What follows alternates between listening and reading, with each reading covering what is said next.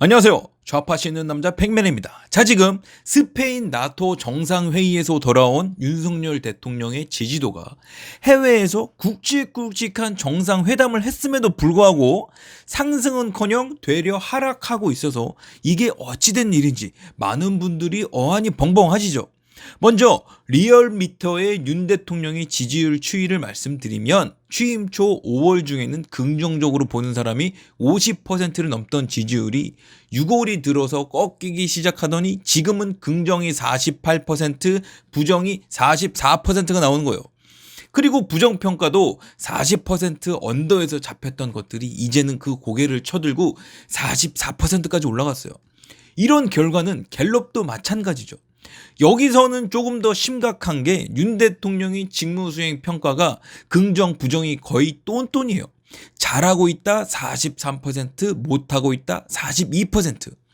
그리고 더 뼈아픈 게 다가오는 건 바로 국민의힘의 텃밭인 TK에서 지지율이 20%나 빠졌다는 거죠.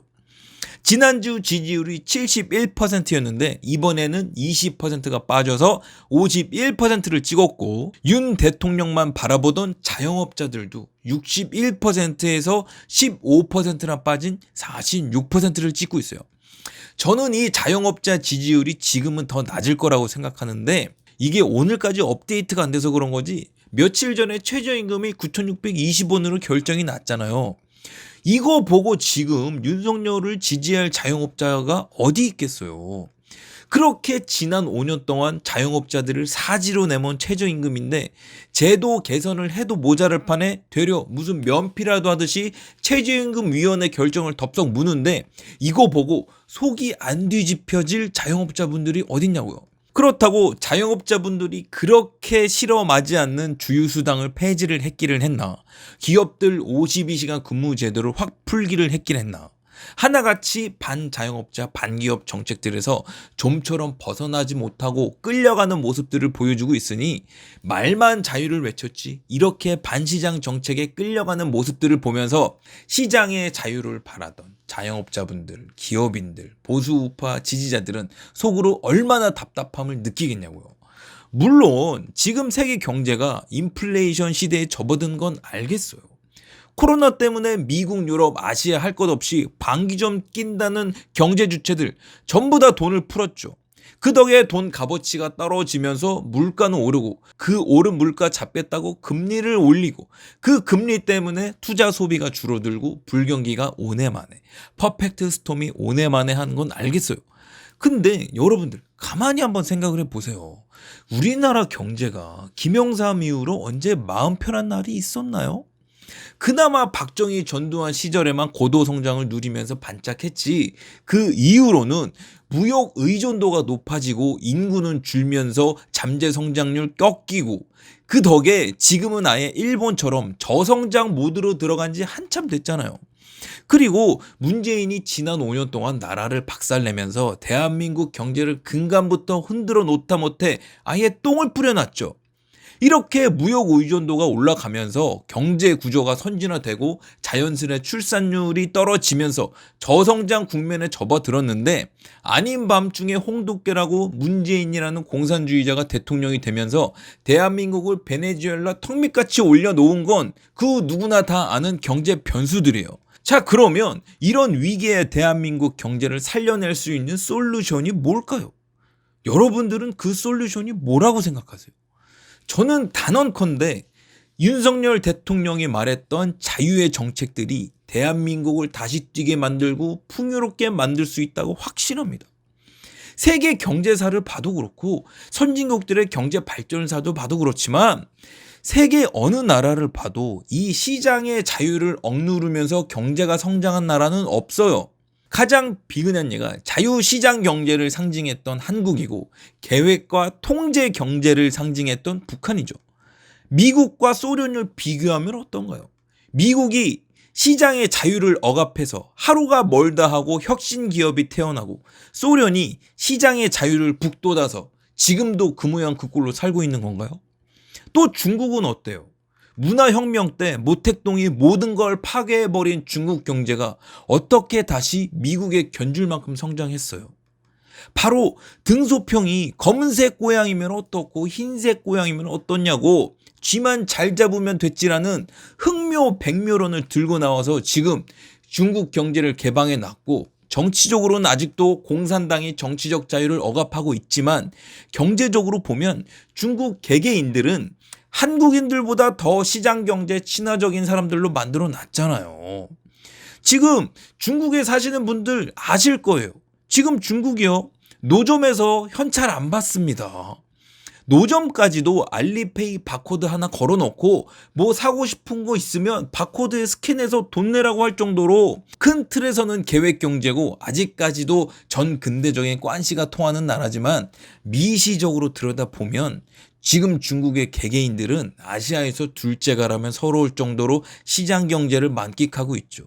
지금 세계 명품 수요가 가장 큰 나라가 아직도 중국이라는 게 이 모든 걸 증명해주고 있어요. 중국이 개방경제, 시장경제를 도입하기 전에 이렇게 잘 살게 될 거라고 누가 상상이나 했어요. 그 누구도 상상 못했어요. 불과 30년 전만 하더라도 호텔 화장실에 칸막이가 없던 나라가 중국이었다고요. 그러면 이 한국의 발전을 봐도 그렇고 미국의 발전을 봐도 그렇고 중국의 발전을 봐도 나오는 이 부국 강병의 원리는 뭘까요? 바로 윤석열 대통령이 말했던 자유입니다. 개인과 법인의 경제적 자유를 마음껏 보장해주고 이 개인과 법인의 재산권을 목숨처럼 지켜줄 때 시장 참여자들은 본인의 사익을 위해서 미친 듯이 일하게 되고 투자를 하게 되고 사업을 벌리면서 자연스럽게 부가가치가 만들어지고 이 부가가치들이 합쳐지면서 나라 경제가 성장하는 거죠.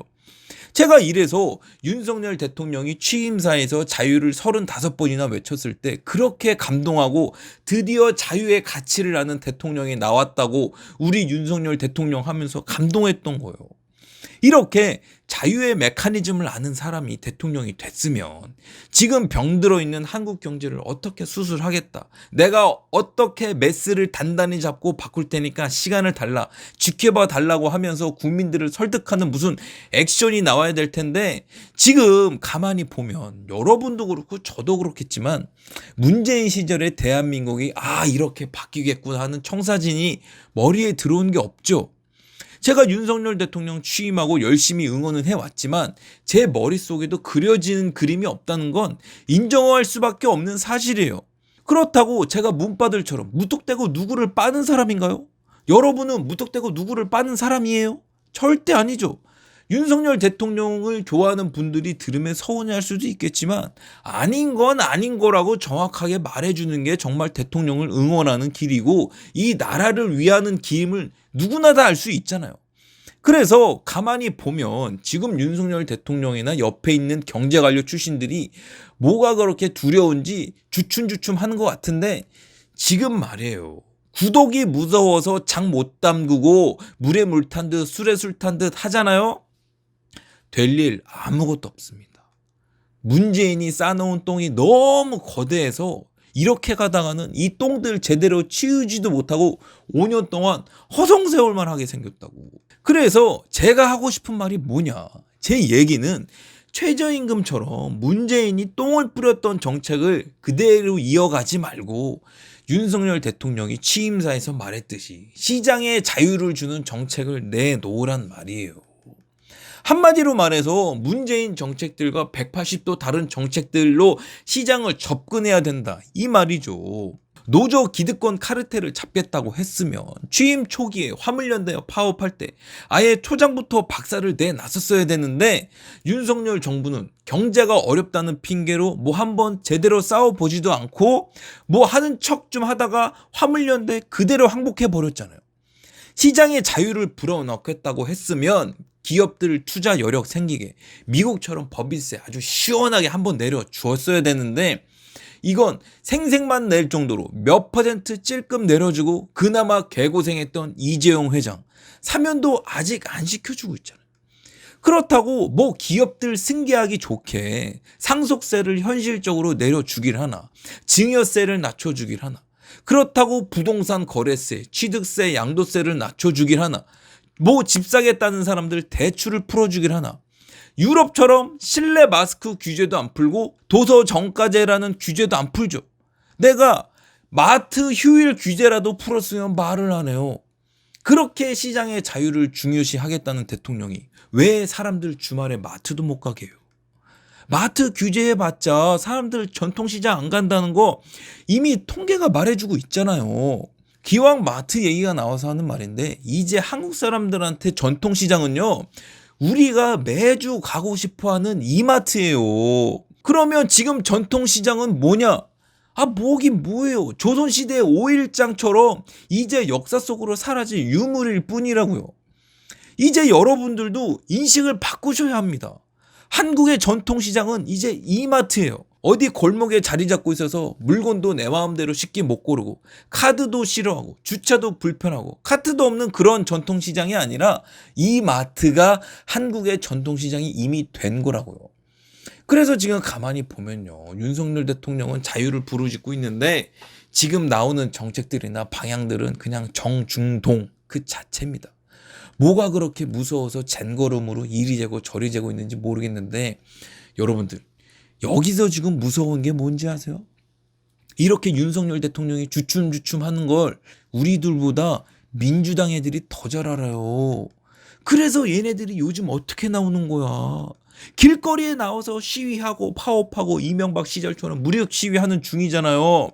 며칠 전에 민노통 시위하는 거 보셨죠? 그리고 현대차 파업 결정하고 대우조선소 놀겠다고 하는 거 보셨잖아. 여기에 레미콘 못하겠다고 자빠졌지. 전장에는 다시 지하철 잡고 두루 놓았죠. 얘네들이 왜 이렇게 나오겠어요? 윤석열 정부가 겁을 내고 있다는 걸 화물연대 파업으로 딱 간을 보더니 이거 되겠다 싶으니까 드라이브 걸고 기어 나오는 거라고요. 그래서 제가 오늘은요, 우리 성렬이 형 잘되라는 의미에서 윤석열 대통령에게 개인적인 메시지를 좀 전하겠습니다. 이 영상을 보는 국민의힘 관계자분들이 계시다면 윤석열 대통령한테 이 영상 좀 꼭 좀 전해주세요. 제발 부탁드립니다. 자, 그러면 윤석열 대통령한테 보내는 팩맨의 메시지 시작하겠습니다. 성렬이 형, 뭐가 그렇게 무서워? 형 지방선거 졌어? 아니 지방선거에서 국민들한테 프리패스까지 받은 사람이 왜 그렇게 선거에서 진 사람처럼 어쩔 줄을 몰라는 거야? 내가 보기엔 형은 이미 경제 철학적으로 완성이 됐어. 대통령 중에서 자유에 대해서 이승만 대통령 이후로 형보다 더 잘하는 사람 없다는 거 형이 알고 있잖아. 물론 정치를 하라도 보면 현실 타협을 해야지. 그 아래에 있는 한독순이 뭐니 전부 다 관료 출신에 하나같이 어떻게 하면 욕 안 먹을까 궁리하는 놈들인데 걔네들 등 떠밀어서 뭐 해먹기 어려운 거 알아. 근데 형까지 그러면 안 되잖아. 내가 지방선거에서 대패를 했으면 몰라. 국민들이 아주 대놓고 전폭적인 지지를 보내주면서 너 하고 싶은 거 해보라고 아예 이렇게 지지를 보내줬구만. 왜 그 프리패스를 갖고도 그렇게까지밖에 못하냐고. 형 문재인이 했던 거 보면 몰라? 문재인이 무슨 일 저지르면서 주춤주춤 했던 거 봤어? 그렇게 하면 나라 망한다고 그렇게 경고를 하고 방해를 해도 지 꼴리는 대로 다 해놓고 결국 나라 박살내 놨잖아. 형도 그렇게 가야 된다니까. 형은 정치인이지 관료가 아니야. 정치인이면 깃발을 꽂고 여기에 길이 있으니까 나를 따라오라고 국민들을 설득해야지 왜 관료들처럼 깃발을 만들려 그래. 형이 좋아하는 마가렛 대처나 레이건을 봐. 그 사람들이 형처럼 정책 내놨어? 지난 정부 정책들 싹 다 갈아엎는 바람에 국민들이 불편해하면 욕 태바가지 먹어가면서도 국민들을 설득했고, 노조들이랑 박 터지게 싸워서 국민들이 또 불편해하면 나 이 새끼들 이겨야 되겠으니까 참아달라고 국민들을 설득했어. 마가렛 대처가 그 강력했던 석탄 노조랑 어떻게 싸웠고 그 과정에서 국민들을 어떻게 설득했는지 형이 더 잘 알고 있잖아. 누구에게도 사랑받지 못했지만 누구나 다 존경했던 철의 여인 마가렛 대처가 했던 일 아니야. 프랑스의 마크롱도 봐. 그 40살짜리가 대통령을 얼마나 잘했으면 연임을 했겠어. 전국을 돌아다니면서 국민들을 계몽하고 설득한 거야. 그 IMF 시절에 김대중이 했던 국민과의 대화라는 시간 알지? 난 개인적으로 김대중이 북한에 종잣돈을 대준 사람이라고 생각해서 나 김대중 안 좋아하거든? 근데 내가 김대중을 인정하는 게 뭔지 알아? 그 어려운 IMF 시절에 매주 국민들을 TV 앞에 앉혀놓게 만들고 우리 이러다 망한다. 우리 구조조정해야 한다. 우리 이제 외제 담배 피는 사람들 욕하지 말자. 우리가 외국에 파는 만큼 우리도 외제품을 사줘야 나중에 우리가 어려울 때 덕을 본다. 이렇게 국민들한테 나라가 얼마나 어려운지 설명하고 매주 국민들 계몽하고 설득한 거야. 그 덕에 사람들 지금 외제차 쉽게 타고 말보로 필립모리스 당당하게 피고 우리는 삼성 제품 더 팔아서 이렇게 된 거 아니야. 형 지금 대통령 왜 했어? 문재인 시즌2 하려고 대통령 한 거야? 아니잖아. 대한민국의 자유를 불어넣어서 대한민국을 더 풍요롭고 강하게 만들겠다고 대통령 한 거 아니야. 근데 지금 왜 어디다 깃발 하나 제대로 꽂지 못하고 젠걸음 걸으면서 간을 보고 있냐고. 지방선거도 존나 시원하게 이겼는데. 그래서 내가 보기엔 말이야. 형이 지금 내놓는 정책들 가지고 대한민국의 시장 경제의 자유, 풍요로운 대한민국, 지금 상태로는 될 거 아무것도 없어. 그러니까 지금 형이 나서야 돼. 정치인이면 정치인답게 깃발 꽂고 국민들한테 이리로 오라고 설득을 해야 된다고. 우리가 언제까지 1987 헌법 시대에 살아야 되는 거야. 우리가 언제까지 상속세 50% 내는 시대에 살아야 되고 마트 격주로 가는 나라에 살아야 되고 우리가 언제까지 해고도 마음대로 못하는 나라에 살아야 되고 우리가 언제까지 부자가 죄인인 나라에서 살아야 되냐고. 형은 내가 무슨 말 하는지 잘 알고 있지. 형이 그렇게 부르짖었던 자유? 지금 대한민국 민도 수준에선 자생적으로 생길 수가 없어. 형이 나서야 돼. 형이 나서서 자유의 가치를 가르치고 규제를 풀어야 더 잘 산다고 설득하고 세금 최대한 깎아서 개인의 재산권 철저하게 지켜줘야 우리가 더 결국에는 잘 먹고 잘 살고 있다고 계몽을 해야 된다고. 그러니까 그 밑에 있는 뭐 장제원이나 권성동, 원희룡 뭐 이런 뭐 자유의 자자도 모르는 애들이랑 놀 생각하지 말고 한독수 같이 평생 관료질만 해서 욕먹기 싫어하는 이런 노인네들이랑 놀 생각하지 말고 자유를 알고 있는 사람이면 자유인답게 나와. 그리고 국민들을 설득해. 지금 한국의 반지성주의 원숭이가 절반이잖아. 걔네들이 좋은 말로 될 것 같아? 안 돼. 앉혀놓고 귀에 못이 박히게 가르치고 설득하고 계몽을 해야 그래도 될까 말까라고. 지방선거도 이겨서 마음 편하겠다. 다음 총선도 2년이나 남았겠다. 대통령이 됐으면 대통령 시행령으로 조지면 되는 거 가지고 왜 그렇게 각도기를 재고 있냐고. 그러니까 국민들한테 문재인 똥 치우기 너무 힘들다고. 우리 이러다 망할 것 같다고 가르치고 우리 변해야 된다고. 그래야 살아남는다고 설득을 해. 자유 대한민국 그렇게 쉽게 오는 거 아니야. 형이 나서야 된다고. 지금 한국에서 누가 나서겠어. 그리고 이게 바로 형이 대한민국 역사에 남을 위대한 대통령이 되는 길이야. 이건 내가 확신해. 마가렛 대처처럼 윤석열 대통령 될 수 있어. 자유의 대통령 확실하게 만들 수 있다. 알았지, 성렬이 형? 우리 자유의 대통령 윤석열 화이팅! 오늘의 영상은 여기까지입니다. 제 영상이 재밌으셨다면 구독과 좋아요 부탁드리고 제 채널이 더욱 풍성해질 수 있도록 여러분의 소중한 멤버십 가입도 부탁드립니다. 오늘도 변함없이 저에게 지난 영상에서 슈퍼땡스를 보내주신 안철님, 이태희님, 리봉님 저를 먹여 살려주셔서 정말 너무너무 감사합니다. 앞으로 민주당 지지율이 5%가 나오는 그날까지 열심히 멸공하는 팩맨이 되겠습니다. 멸공!